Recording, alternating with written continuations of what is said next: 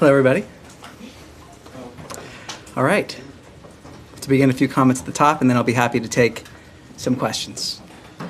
So first, a statement from Special Envoy Steve Witkoff. Quote, "We have decided to bring our team home from Doha for consultations after the latest response from Hamas, which clearly shows a lack of desire to reach a ceasefire in Gaza. While the mediators have made a great effort, Hamas does not appear to be coordinated or acting in good faith. We will now consider alternative options to bring the hostages home and try to create a more stable environment for the people of Gaza. It is a shame that Hamas has acted in this selfish way. We are resolute in seeking an end to this conflict and a permanent peace in Gaza." This week, the United States is advancing a bold and proactive foreign policy that reflects our enduring commitment to peace and security and prosperity for the American people. Deputy Secretary of State for Management and Resources Michael Regas is traveling to Seoul and Manila to strengthen the department's operational posture and deepen our partnerships in the Indo-Pacific, a region central to America's strategic and economic interests. His visit builds on the administration's vision of a free, open, and secure Indo-Pacific. As the White House announced earlier this week, the United States is making significant progress on 3 major trade initiatives in the Indo-Pacific, reflecting our deep commitment to advancing economic prosperity and long-term security across the region. President Trump announced a landmark economic agreement with Japan, one of our closest allies and one of our most important trading partners. This historic deal underscores the enduring strength of the U.S.-Japan relationship and advances the mutual interests of both nations. The United States and Indonesia also reached a framework for negotiating an agreement on reciprocal trade. This framework is an important step toward expanding bilateral economic ties and will help unlock new opportunities for exporters in both countries. And on Tuesday, President Trump welcomed President Ferdinand Marcos Jr. of the Philippines to Washington. During the visit, the United States and the Philippines concluded a trade agreement that will reduce tariffs and expand market access, further deepening our economic partnerships with a key ally.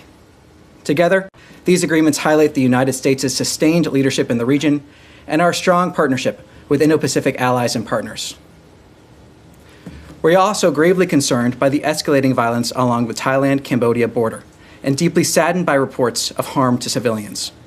The United States urges an immediate cessation of hostilities, protection of civilians, and a peaceful resolution of the conflict. And with that, I'll take some questions. Yes? Thanks, Tommy. The Special Envoy's statement, does that suggest that the U.S. is pulling out of any sort of negotiating role in the Gaza ceasefire talks? What are these alternatives? Well, look, ultimately the statement speaks for itself, but the question has never been our commitment to a ceasefire.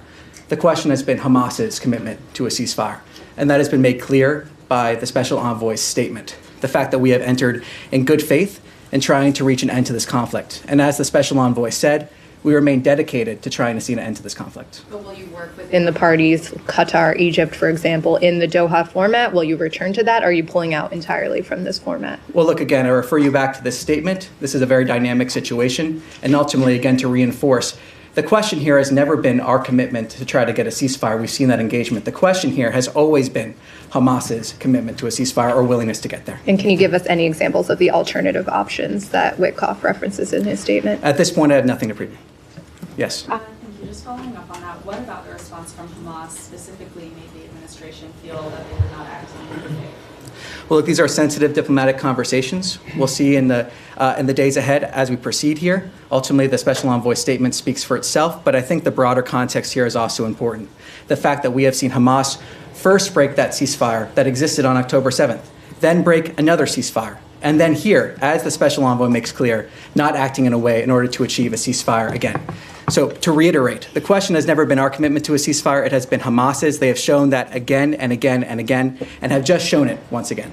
And this decision comes as dozens of people have starved to death in Gaza in the last few weeks as a wave of hunger is being paid. The WHO said yesterday that 21 children under the age of 5 were among those who died of malnutrition so far this year, and more than 100 organizations have called for the lifting of all restrictions on the flow of aid and all land crossings to be opened and the restoration of a UN-led humanitarian response. Given this decision today, is the U.S. considering any other steps to increase the flow of aid to Gaza? Are you talking with Israel about them taking any other steps? How do you move forward on the aid? Well, look, ultimately what we have seen us do is the delivery of close to 90 million meals into Gaza during a war zone. The ability to deliver that aid in a way where it is not being looted by Hamas. That is what we have seen. We are, of course, aware, and of course we want to see end the devastation that has taken place in Gaza. That's why we have seen this commitment to get aid to the people who need it in a way where it is not weaponized by Hamas. That commitment remains. It is a commitment from President Trump and Secretary Rubio. That is why we have supported the Gaza Humanitarian Foundation. That is why we continue supporting the Gaza Humanitarian Foundation. That is why we've seen those 90 million meals being distributed. And that commitment, again, to making sure that aid is reaching the people of Gaza that need it. And the first victims of Hamas being the people of Gaza, as is demonstrated once again here. Is the Gaza Humanitarian Foundation a sufficient mechanism for delivering aid to Gaza? I mean, people are still starving to death. Is that enough in the U.S. opinion? Well, as spokesperson Tammy Bruce has said from this podium before, it is never enough in a war zone. It is never enough. That is why we're committed to trying to get as much aid in as possible. That is why we worked for that ceasefire, because of what we are seeing. But aid needs to be delivered in a way where it is not being looted by Hamas. So, of course, enough, it is never enough in a war zone. But we're dedicated to getting as much aid into Gaza in a way where it reaches the people that need it as possible. And that's why we were working so hard for a ceasefire. Okay, and sorry, I just have one question on the U.S. citizen that died in Syria, Hossam Soraya. Has the U.S. been able to ascertain any further details around the circumstances of his death? So what I can say on this is, first, in terms of the circumstances around his death, I have nothing to confirm on this front. What I can say is we have had direct discussions with the Syrian government on this issue and have called for an immediate investigation into the matter. Hossam and his family deserve justice, and those responsible for this atrocity must be held accountable. Yes. Hi, Tony. I have a quick follow-up on that, and then I have a different subject I want to quickly ask you about, which is very relevant. Doctors Without Borders, internationally known and working with the U.S. for decades, is urgently calling for help beyond the foundation, because 1 in 4 young children and pregnant women, they say, are malnourished, and that it is a policy of starvation. Acknowledging 90 million meals and the progress, quote unquote, but there is a whole area of Gaza that is not being served by that. People can't get to it. It's only in one region, in the south. And internationally, 28 countries, hundreds of aid organizations are calling for something more than that. There's been some acknowledgement from U.S. officials as well that there's real starvation. So is there any, now that the talks have collapsed and so that there's no immediate ceasefire that might relieve the pressure, is there any alternative that the State Department would begin looking at? And then I have just one other follow-up. Well, a couple points. First, it is progress to see 90 million meals. That is, yes, and that is progress, and I think it is worth applauding, especially given the circumstances under which those meals were able to be delivered. I think another important context of this is that the first victims of Hamas are the people of Gaza. Of course, they're not the only victims. Well, that's what we're talking about. Yes, on October 7th. The atrocities that we saw there, many victims of Hamas. We remain dedicated to getting aid into Gaza to the people that actually need it, and we've called from this podium other entities to step up and working through this mechanism in order to deliver aid to the people of Gaza without it being subject to looting by Hamas. Well, they're volunteering, but they can't get past the border. That's the problem. We're calling for conversations with the Gaza Humanitarian Foundation, with under entities, through this mechanism. We've seen the food being delivered. It's also fuel for the hospitals, where the incubators are now taking multiple children. We are incredibly aware of the humanitarian catastrophe that is happening there. That is the dedication you have seen from the president, the dedication you've seen from Secretary Rubio. Every single day we have conversations here at the State Department. Every single briefing we have conversations here about getting aid into Gaza. It is a dedication of this administration. That's why we've seen the 90 million meals, the support of that effort from this administration. So, of course, we want to see as much aid getting into Gaza as possible in a way that is not being looted by Hamas. And this mechanism, the Gaza Humanitarian Foundation, has been a way to do that. So we're calling for additional support of that foundation to deliver that aid. Okay, let me ask you this other question, though, because there is a lot of reporting, New York Times and elsewhere, about planned cuts in PEPFAR going forward. Now, just last week, Republicans led the way on the Hill in carving out the clawback that was proposed in PEPFAR and in continuing the program and expanding it beyond some of the contracts that were frozen under DOGE. Can you give us an update, a status update on where the State Department's thinking is on PEPFAR going forward? Well, Secretary Rubio has stated that PEPFAR is an important and life-saving program that will continue. That dedication continues. That has been clear from the Secretary. The Secretary has made that clear. I will take a step back when we're talking about aid programs in general. Part of the new vision of this administration when it comes to aid is looking at recipients of aid, or at least the communities, as allies and partners, not those that are dependent on this aid. And in the long term, working towards a scenario where we have the same needs being provided by local partners or other entities is part of that long-term effort when we're talking about aid in general. So PEPFAR, though, now is an important and life-saving program that will continue. Secretary Rubio has made that clear. And just to quickly follow up, some countries have moved towards taking ownership, South Africa, for instance, countries that are capable, but in conflict zones like Haiti, like Sudan, like Southern Sudan, like Somalia, and several other countries involved. Is there a plan to continue it until countries can stand on their own 2 feet? Well, look, what I can say now is that PEPFAR, as I just said, that important and life-saving program that will continue. That's what our policy currently is here. Again, talking about that longer term when we're talking about aid in general is when we're talking about those local institutions being able to fulfill a lot of those needs, looking at people as trade and allies, not as those that are dependent on aid. That's a broader aid vision that is from this administration, but when it comes to PEPFAR, as I said, that it will continue. Yes. Thanks, Tommy. The United Nations Security Council yesterday, the US was isolated in its position when it comes to the humanitarian situation in Gaza, support for the GHF. We've had the UK Prime Minister in the last hour saying the situation in Gaza is unspeakable and indefensible. We've had more than 100 humanitarian aid agencies saying that this system is creating the conditions of starvation. You have desperate Israeli hostage families who've been for weeks pleading with the Prime Minister of their country to do this deal.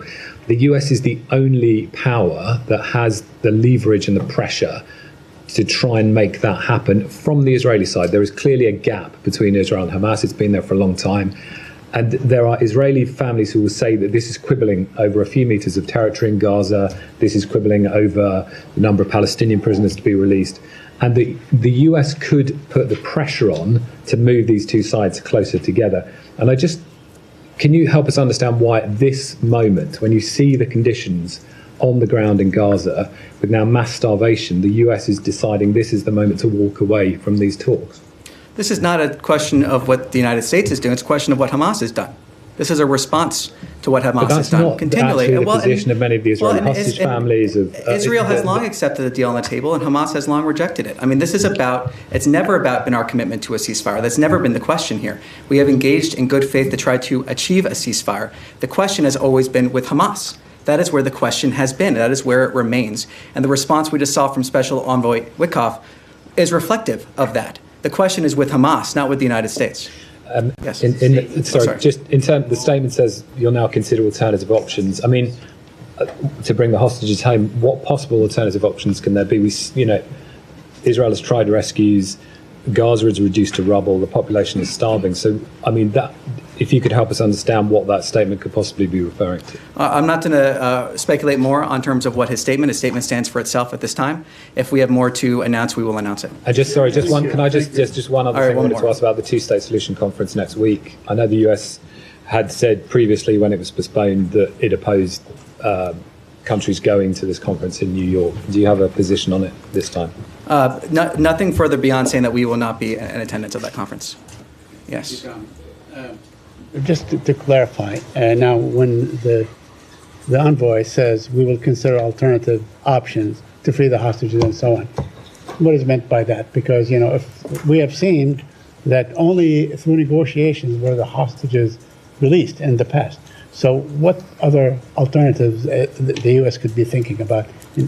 Well, I refer you to my previous response. I'm not going to expand upon what the special envoy has said. Okay, so one other thing, and you also say that Hamas has broken the ceasefire. It was, in fact, the Israeli Prime Minister who broke the ceasefire on the 18th of March, this past March and so on. Hamas had, or at least from what we hear, by the interlocutors and so on, that Hamas has been more than willing and has submitted many concessions and so on. So what is required of Hamas so the ceasefire can take effect as far as the United States is concerned?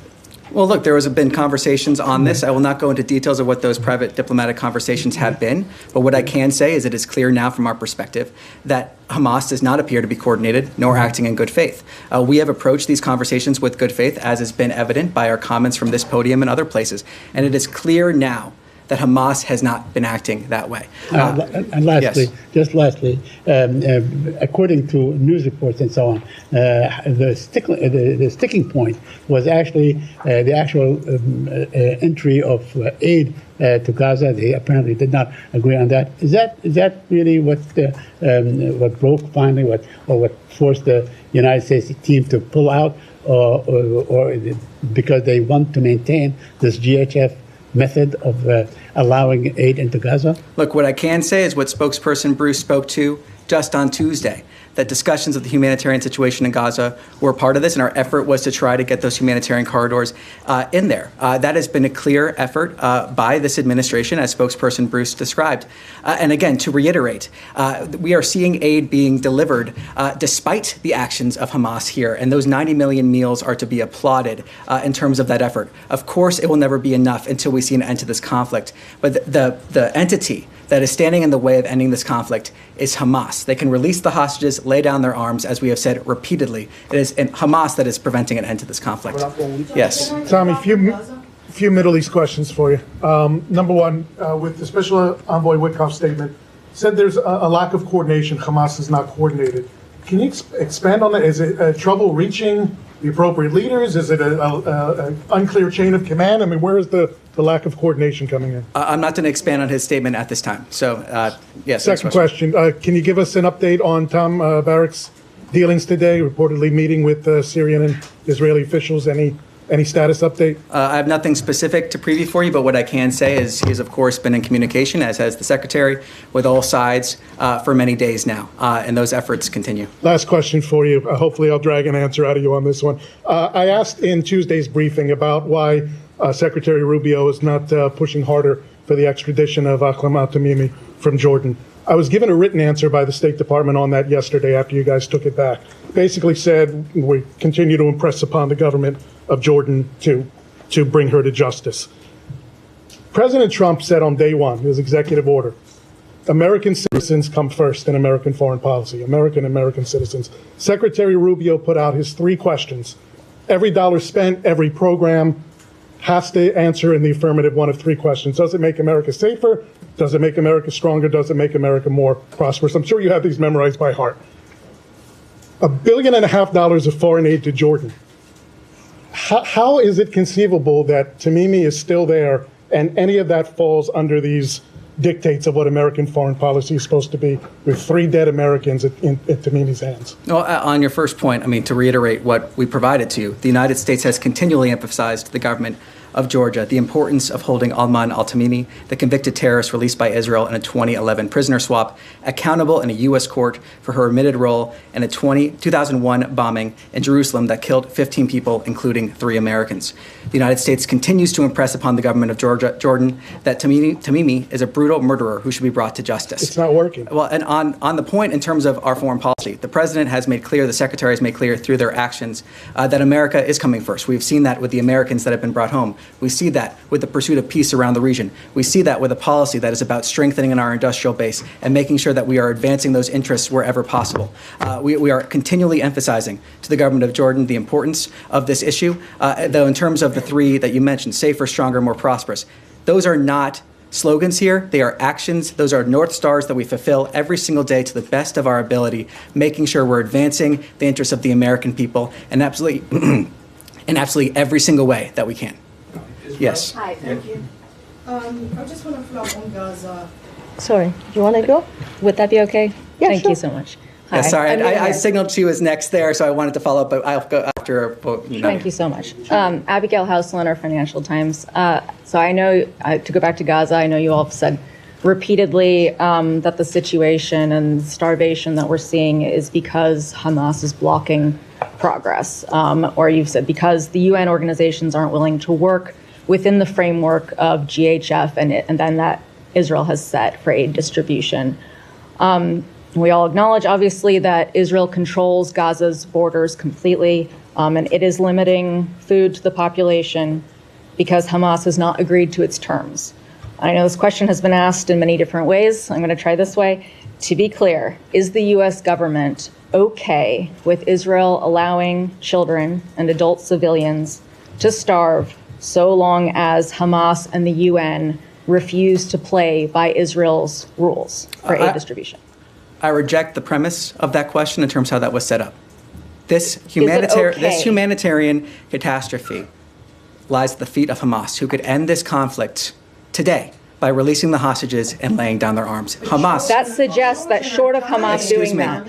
These kids are dying, doctors don't have Medicine, they don't have fuel.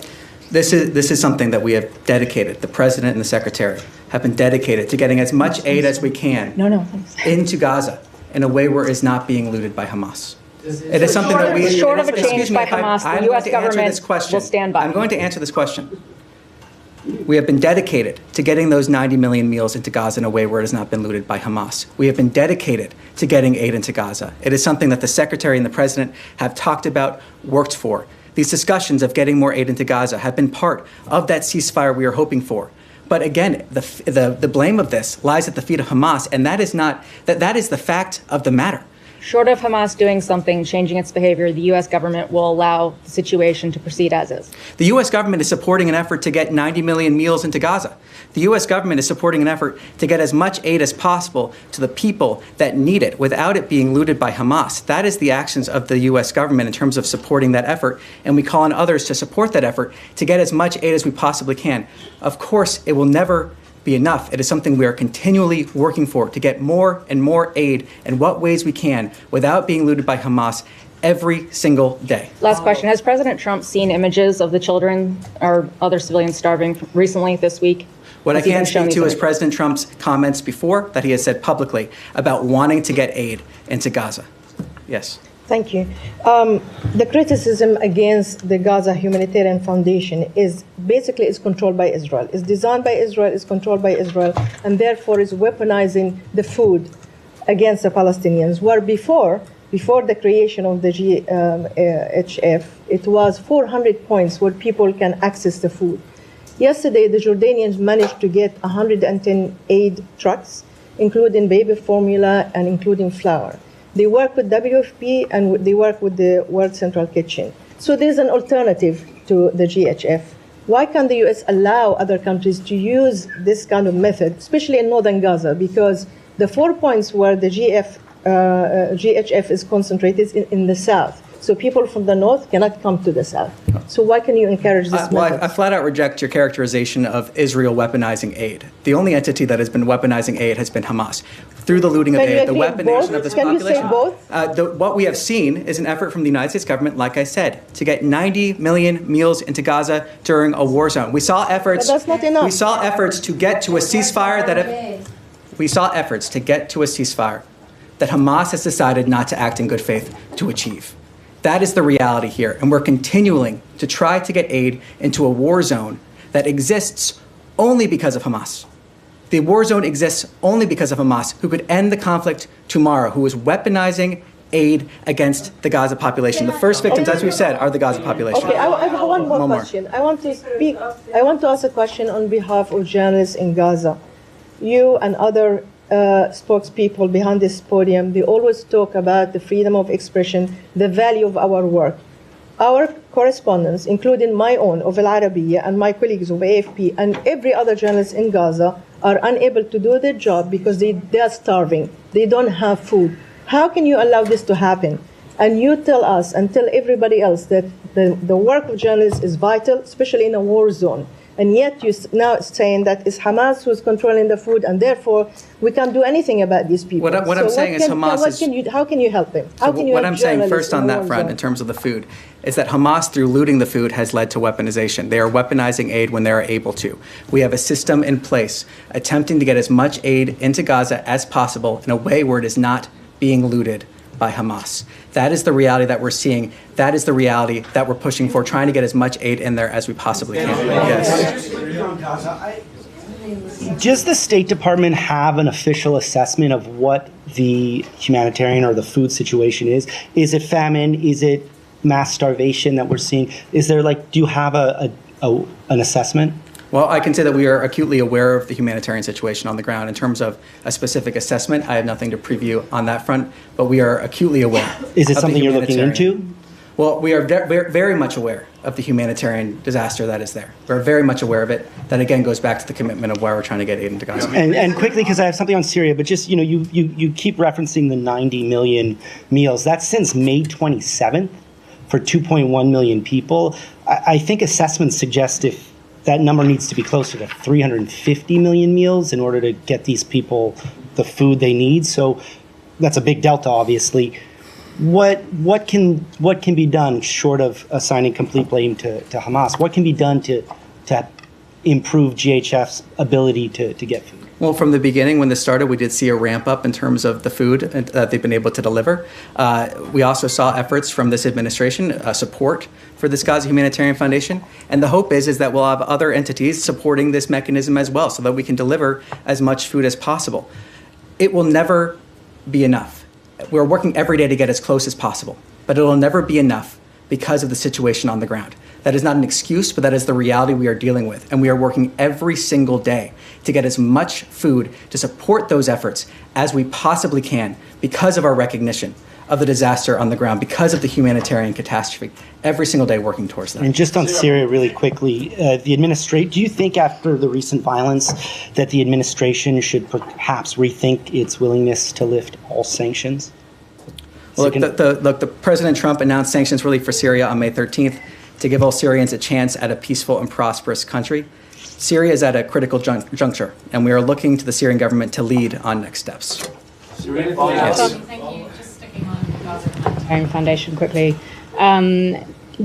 Are you able to say whether you know whether the Gaza Humanitarian Foundation distributes food that is high nutrient, high protein, the food that is needed for children in particular that have now reached starvation point? Can you confirm whether the US government knows whether that type of food is being distributed by this organization that you have said a few weeks ago the US government is now going to support? Well, I know that we have details in terms of what food they're providing. Let me take that back to get you the exact details on that. I just want to check because you're reiterating 90 million meals.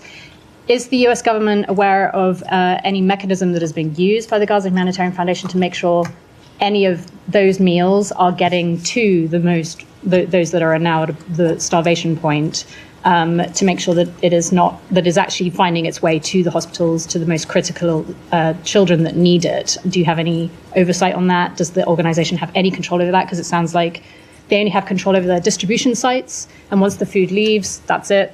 There's no way of telling where that goes. Well, in terms of the details, in terms of after at least distribution sites, I'll take that back and see if we can get more details on that. Thank you. Yes. Yep. Just to switch topics to Ukraine, do you have any reaction to the talks in Istanbul? And it doesn't seem like there was any much progress. And separately, do you have the Russians reached out to you or offered any response to President Trump's 50-day ultimatum? Well, nothing to preview in terms of that second question. On your first, we are aware that a third round of direct talks took place between the two parties. We support continued calls for a full unconditional ceasefire, Ukraine's continued calls for a full unconditional ceasefire, including the complete halt of all strikes on civilian and critical infrastructure. And we welcome the news that Russia and Ukraine agreed on a further exchange of prisoners, particularly the severely ill and wounded.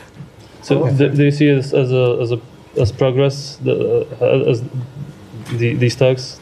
Well, what I can say is we continue to encourage direct talks between Russia and Ukraine in pursuit of a comprehensive ceasefire and eventually a negotiated peace settlement. Yes. Just to follow up on that, the fact that there was no ceasefire on the table and it also was overshadowed by Russian attacks, Was it a missed opportunity, in your opinion?